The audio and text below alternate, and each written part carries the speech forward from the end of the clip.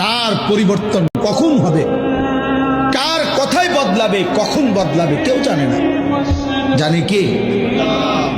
ফুজাইল ইবনে ইয়াজ বড় ডাকাত সর্দার ছিলেন। তো গভীর রাতে উনি ডাকাতি করতে গেছেন।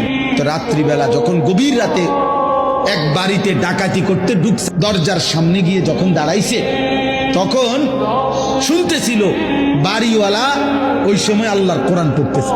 উনি দরজায় দাঁড়াইয়া শুনতেছে যে বাড়িওয়ালা ভিতর থেকে আল্লাহর কোরআন পড়তেছে, আলাম ইয়ানি লিল্লাযীনা আমানু আন তাখশা কুলুবুহুম লিযিকরিল্লাহ। এই এক আয়াত ওনার কলিজা ছিদ্র করে ফেলছে। উনি পিছন দিকে ফিরে এসে আর চিৎকার করে দুই হাত তুলে বলছে, আয় রব, আয় মাওলা, সময় হলো, হয়েছে সময়, আমি আর এই নাফরমানির জিন্দেগি করব না, দিলাম ছাইড়া।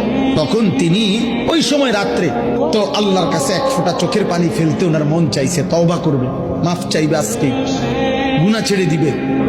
তখন উনি তওবা করে সরাসরি হিজরত করে আল্লাহর ঘর মক্কায় চলে আসছে, আর বাকি হায়াত কাবার পাশেই উনি জীবন কাটাইছে।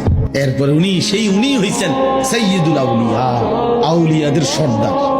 তাহলে বললাম আর কি, যে কোনো কথা, কোনো এক আচরণ, কোনো এক শব্দ অনেক সময় চেঞ্জ করে ফেলে, জীবন তুলপার করে ফেলে, জীবন পরিবর্তন করে ফেলে।